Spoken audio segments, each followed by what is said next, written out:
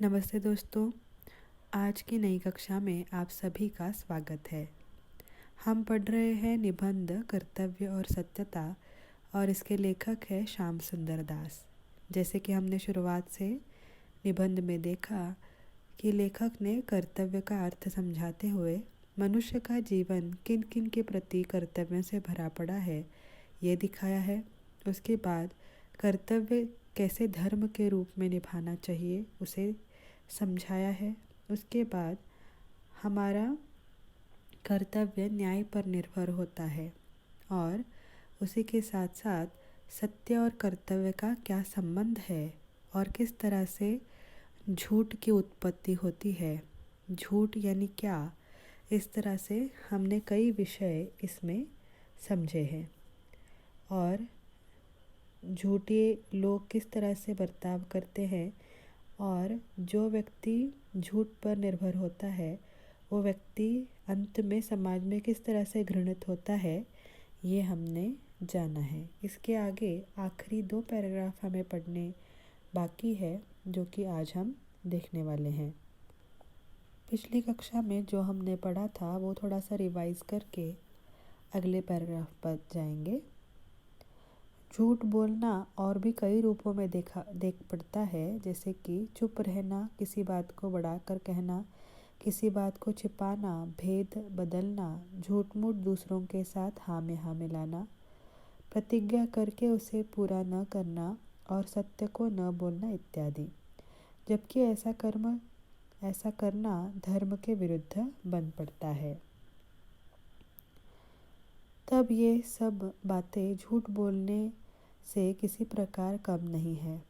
फिर ऐसे लोग भी होते हैं जो मुंह देखी बातें बनाया करते हैं, परंतु करते काम वही है जो उन्हें रुचता है। ऐसे लोग मन में समझते हैं कि सबको कैसे मूर्ख बनाकर हमने अपना काम कर लिया, पर वास्तव में वे अपने आप को ही मूर्ख बनाते रहते हैं और अंत में उनकी पोल खुल जाने पर समाज में लोग घृणा करते हैं और उनसे बात करना अपना अपमान समझते हैं। तो यहाँ पर झूठ की उत्पत्ति और झूठ के प्रकार समझाते वक्त लेखक ने कहा है कि किस तरह से अलग अलग प्रकार के झूठ हैं, यानी किसी बात को दबाकर रखना, न बोलना कई विषयों पर या भेद बदलना, ये झूठ के अलग अलग प्रकार हैं। और जैसे कि कुछ लोग समझते हैं कि दूसरों को मूर्ख बनाने में होशियारी होती है, यानी उसने मुझे बहुत सारी नसीहतें दी, सलाहें दी, पर मैंने उसका कुछ भी नहीं सुना और मुझे जो मन में आया वो मैंने किया। ठीक है, पर आगे जाकर जब हम कहीं गिर जाते हैं, कहीं कोई ऐसी बात होती है कि तब हमें पछताना पड़ता है और यही पछतावा जाकर आगे हमें जीने नहीं देता और लोग भी तब तक हमें घृणित करते रहते हैं। कुछ लोग ऐसे भी होते हैं जो अपने में से किसी गुण के न रहने पर भी गुणवान बनना चाहते हैं। यहाँ पर एक उदाहरण दिया है। झूठ के प्रकारों में ये भी प्रकार है कि जो मैं नहीं हूँ वो दिखाना, यानी कुछ लोगों को आदत होती है कि वो इंटेलिजेंट नहीं होते, यानी इंटेलिजेंट होना ये कंपलसरी नहीं है, ये बहुत होशियार होना ये कंपलसरी नहीं है, पर कई लोगों के मन में रहता है कि और हर व्यक्ति किसी न किसी चीज़ में इंटेलिजेंट होता है, किसी न किसी चीज़ में किसी न किसी अलग विषय में वो होशियार हो सकता है। पर कुछ लोगों को ये आदत होती है कि हर चीज़ में मैं कैसे होनहार हूँ वो दिखाना और मैं कैसे होशियार हूँ वो दिखाना। तो यहाँ पर एक उदाहरण दिया है, जैसे यदि कोई पुरुष कविता करना न जानता हो पर वह अपना ढंग ऐसा बनाकर रहे कि जिससे लोग समझे कि यह कविता करना जानता है, तो यह कविता का आडंबर रखने वाला मनुष्य झूठा है। और फिर वह अपने भेष का निर्वाह पूरी रीति से न करने पर दुख सह सकता है और अंत में भेद खुल जाने पर सब लोगों की ओर से आँखों में झूठा और नीच गिना जाता है। परंतु जो मनुष्य सत्य बोलता है वह आडंबर से दूर भागता है और उसे दिखावा नहीं रुचता है। उसे तो इसी में बड़ा संतोष और आनंद होता है कि सत्यता के साथ कर्तव्य पालन करता है। तो यहाँ पर बताया गया है कि कोई व्यक्ति दिखावा करना चाहता है कि वो बहुत होशियार है। तो जैसे कि यहाँ पर एक व्यक्ति है, वो कवि बनना चाहता है, वो कवि नहीं है, फिर भी कवि जैसा रहन सहन, कवि जैसी स्टाइल अगर उसने अपनाई तो वो कवि नहीं बन जाएगा। यानी कवि बनना, कोई पोएट बनना, कवि यानी क्या, पोएट बनना इतनी आसान बात नहीं है। हमें यहाँ पर निबंध लिखो बोलने के बाद एक 4 लाइन अपने मन से लिखना बहुत ही कठिन लगता है। और कविता करना यानी बहुत सारे शब्दों का ज्ञान होना चाहिए, बहुत सारी भावनाशीलता चाहिए और वैसा विषय हमें हमारे दिमाग में आने चाहिए, तब जाकर कोई कविता बनती है। और उसके लिए बहुत सारा रीडिंग चाहिए, बहुत सारा अंडरस्टैंडिंग चाहिए, तो हम कहीं कवि बन सकते हैं। पर कविता करने वालों का ढोंग कोई नहीं रच सकता। वैसे ही डॉक्टर बनने के लिए बहुत सारी मेहनत करनी पड़ती है। वे यूं ही डॉक्टर का भेष बदल देंगे तो कोई डॉक्टर नहीं बनता, कोई वकील नहीं बन सकता, कोई इंजीनियर नहीं बन सकता। उसके लिए नितांत बहुत सारी पढ़ाई और एक्सपीरियंस की आवश्यकता है। पर यहाँ पर कवि बनकर अगर दिखाने लगा कोई व्यक्ति और लोगों को एक आध दिन किसी ने कह दिया कि कविता ऑन द स्पॉट करके बताओ, या तुम्हारी कोई किताब छपी हो तो उसको बताओ, या कोई कविता सुनाओ, तो जाहिर है वो पकड़ा जाएगा, है ना। तो तब सभी लोग, जब उसका भेद खुलेगा तो सभी लोग उससे घृणा करने लगेंगे, नफरत करने लगेंगे और झूठा और नीच उसको माना जाएगा। पर वही दूसरा मनुष्य होता है, वो क्या करता है, झूठ से और आडंबर से दूर भागता है। ये दिखावा उसको रुचता नहीं है और अपना कर्तव्य पालन करता है सत्यता के साथ, सच्चाई के साथ। वही सही मनुष्य है। इसीलिए हम सब लोगों का यह परम धर्म है कि सत्य बोलने को सबसे श्रेष्ठ माने और कभी झूठ न बोले, चाहे उसे कितनी भी अधिक हानि क्यों न हो।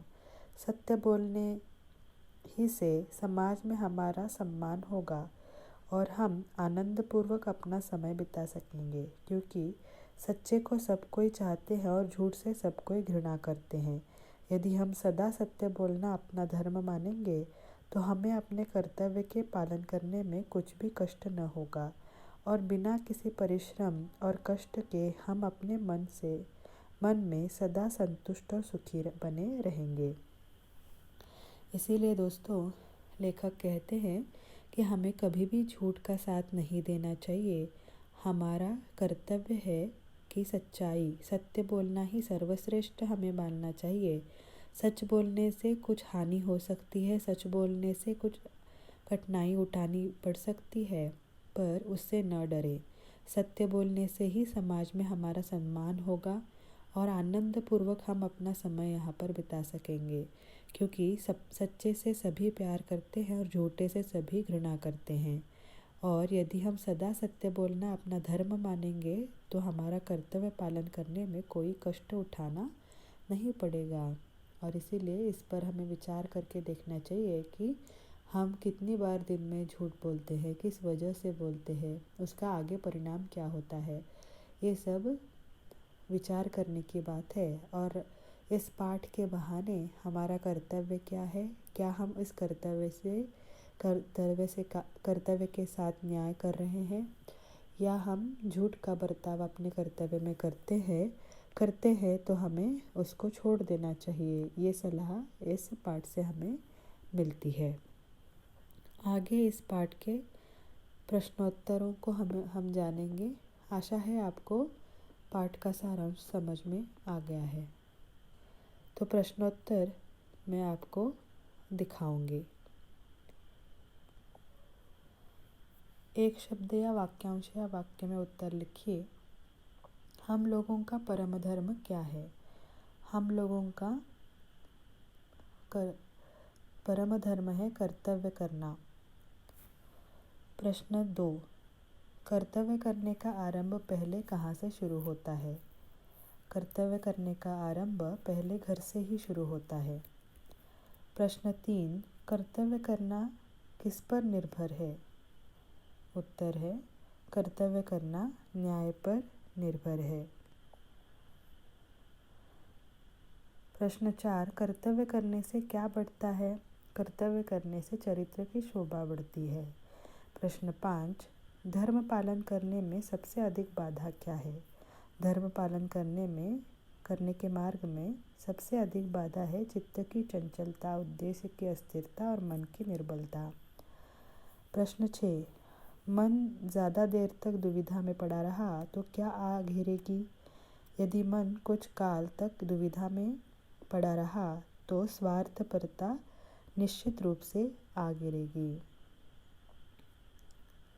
प्रश्न 7, झूठ बोलने का परिणाम क्या होगा? उत्तर, झूठ बोलने का परिणाम यह होगा कि काम नहीं होगा और दुख भोगना पड़ेगा। 8, किसे सबसे ऊंचा स्थान देना उचित है? सत्यता को सबसे ऊंचा स्थान देना उचित है। जो मनुष्य सत्य बोलता है वह किससे दूर भागता है? जो मनुष्य सत्य बोलता है वह आडंबर से दूर भागता है और उसे दिखावा नहीं रुचता है।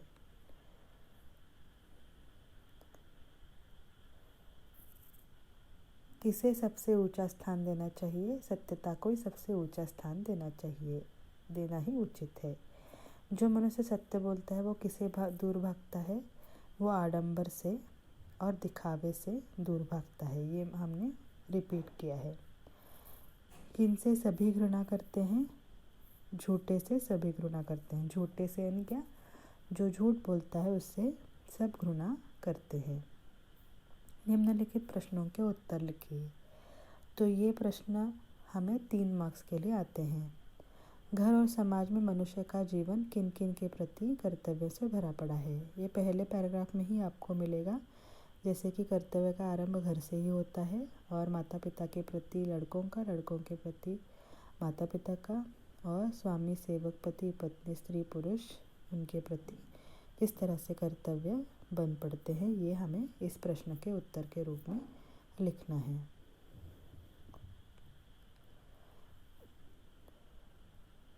मन की शक्ति कैसी है? दूसरा प्रश्न है। कर्तव्य सत्यता निबंध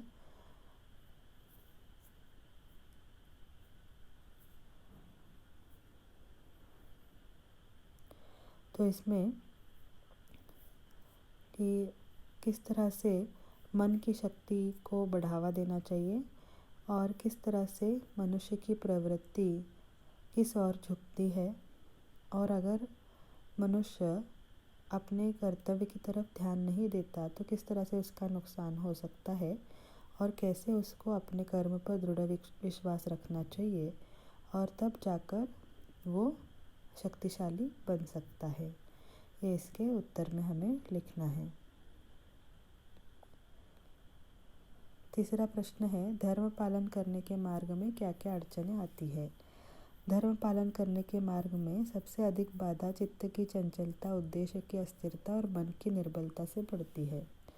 मनुष्य के कर्तव्य मार्ग में एक और तो आत्मा के भले और बुरे कामों का ज्ञान और दूसरी ओर आलस्य और स्वार्थपरता आकर घेरती है। यानी प्रॉब्लम्स क्या आती है? जब हम कर्तव्य अपनी ड्यूटीज़ निभाते हैं तब हमें सर्टेन डिफ़िकल्टीज आती है। तो वो डिफ़िकल्टीज़ कौन सी है? तो दूसरे तीसरे पैराग्राफ में, दूसरे तीसरे पेज पर हमें ये मिलेगा। अंग्रेजी जहाज़ बीच में समंदर में डूबते समय पुरुषों ने कैसे अपना धर्म निभाया? तो हम लेसन में ये कहानी हमें मिलेगी कि किस तरह से ये जो अंग्रेज़ी जहाज़ है उन्होंने किस तरह से दो जगहों पर अलग अलग घटनाएं होती है, कौन सी घटना की निंदा होती है और कौन सी घटना की सराहना होती है। पेज नंबर 18 पर आपको मिलेगा। झूठ की उत्पत्ति और उसके कई रूपों के बारे में लिखी है। तो झूठ की उत्पत्ति कैसे होती है? तो आपको पेज नंबर 19 पर लास्ट के 2-3 पैराग्राफ्स में इसका उत्तर मिलेगा। झूठ की उत्पत्ति पाप, कुटिलता और कायरता के कारण होती है। बहुत से लोग अपने सेवकों को स्वयं झूठ बोलना सिखाते हैं और बाद में जब वो झूठ बोलने लगते हैं तो उनको आगे जाकर कठिनाई उठानी पड़ती है। तो झूठ के कौन से प्रकार हैं वो आज ही हमने देखे। तो 19 एंड 20 पेज नंबर पर आपको इसका उत्तर मिल जाएगा। प्रश्न क्रमांक 6, मनुष्य का परम धर्म क्या है, उसकी रक्षा कैसे उसे करनी चाहिए। मनुष्य का परम धर्म है सत्यता के साथ कर्तव्य पालन करना।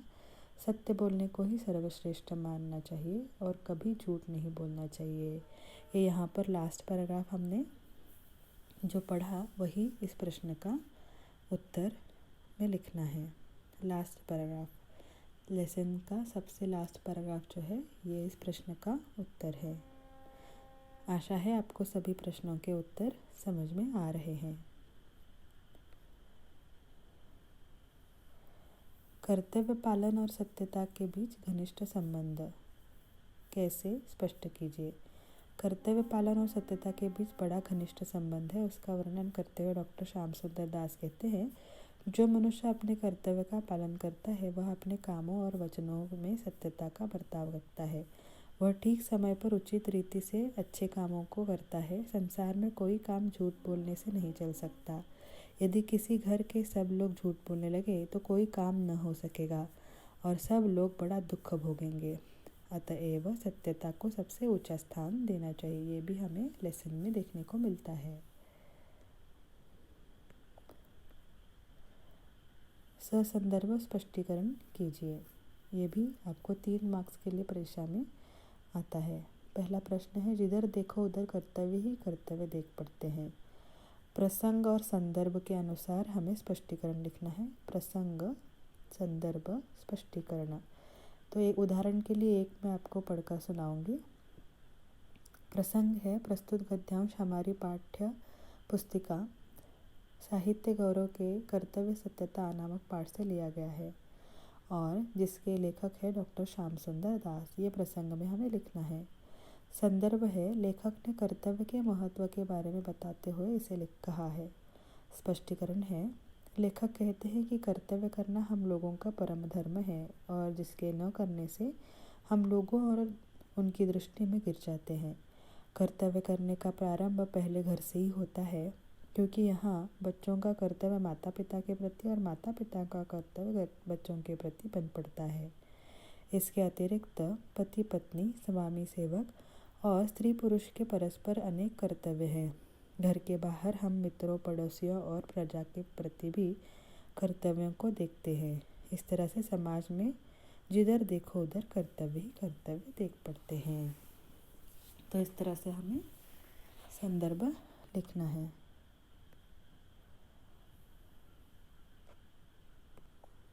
कर्तव्य करना न्याय पर निर्भर है,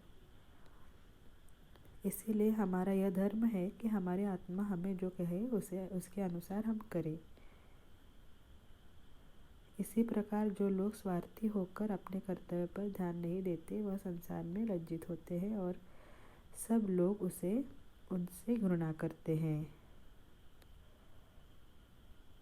सत्य बोलने से समाज में हमारा सम्मान हो सकेगा और हम आनंदपूर्वक हमारा समय बिता सकेंगे। ये लेखक ने कब किस संदर्भ में कहा है ये हमें लिखना है प्रसंग, संदर्भ, स्पष्टीकरण के रूप में। वाक्य शुद्धि, मन में ऐसा शक्ति है, मन में ऐसी शक्ति है, तुम तुम्हारे धर्म का पालन करो, तुम अपने धर्म का पालन करो। उसे दिखावा नहीं रूझती है, उसे दिखावा नहीं रूझता है। लोगों ने झूठी चाटुकारी करके बड़े बड़ी नौकरियां पा ली, झूठी चाटुकारी करके बड़ी बड़ी नौकरियां पा ली। मनुष्य के जीवन कर्तव्य से भरा पड़ा है। मनुष्य का जीवन। कोष्ठक में दिए गए उचित शब्दों से रिक्त स्थान भरिए। सच्चाई की ओर हमारी डैश झुकती है प्रवृत्ति। मनुष्य का परम धर्म डैश बोलना है, सत्य बोलना है। स्वार्थी लोग अपने डैश पर ध्यान नहीं देते, कर्तव्य पर। कुत्सित लोगों से सभी घृणा करते हैं। सत्य बोलने से हमारा सम्मान होगा। निम्नलिखित वाक्यों को सूचनानुसार बदलिए। झूठे से सभी घृणा करते हैं, भविष्य काल में लिखना है। झूठे से सभी घृणा करेंगे। वह हमारी किताब की चोरी करता है, भूतकाल में बदलिए। उसने मेरी किताब चोरी की, या वह मेरी किताब चोरी करता था। हमारा जीवन सदा अनेक कार्यों में व्यस्त रहेगा। वर्तमान काल में कैसे बदलना है? हमारा जीवन सदा अनेक कार्यों में व्यस्त है। यहाँ पर वो प्रिंट नहीं हुआ है। लिंग पहचानिए। शक्ति, काम, धर्म, दृष्टि, बात, नौकरी, मार्ग, मिठाई। स्त्रीलिंग है दृष्टि, बात, नौकरी, मिठाई। पुल्लिंग है मार्ग, काम, धर्म, शक्ति। निम्नलिखित शब्दों के साथ उपसर्ग जोड़कर नए शब्दों का निर्माण कीजिए। ये प्रकार पीयूसी सेकेंड ईयर के लिए बहुत ही नया है और जैसे ही कॉलेज शुरू हो जाएगा मैं आपको ये सिखाऊंगी।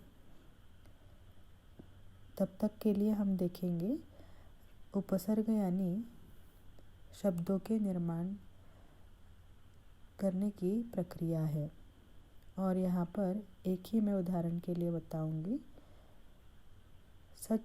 सच्चरित्र यानी सत अधिक चरित्र।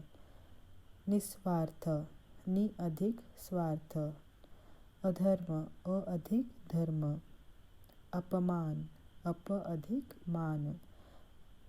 असत्य, अ अधिक सत्य। तो यहाँ पर उपसर्ग यानी कुछ शब्दों का अंश होता है और उस अंश को एक दूसरे शब्द को जोड़ने के बाद नया शब्द निर्माण होता है। उस प्रक्रिया को कहते हैं उपसर्ग जोड़ना।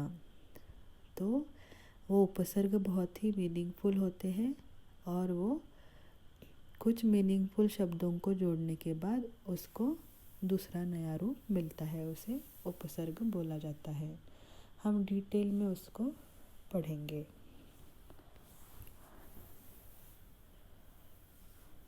यहाँ पर वैसे ही प्रत्यय, अंग्रेजी में बोलना चाहूँ तो प्रीफिक्स एंड सफिक्स, उसी को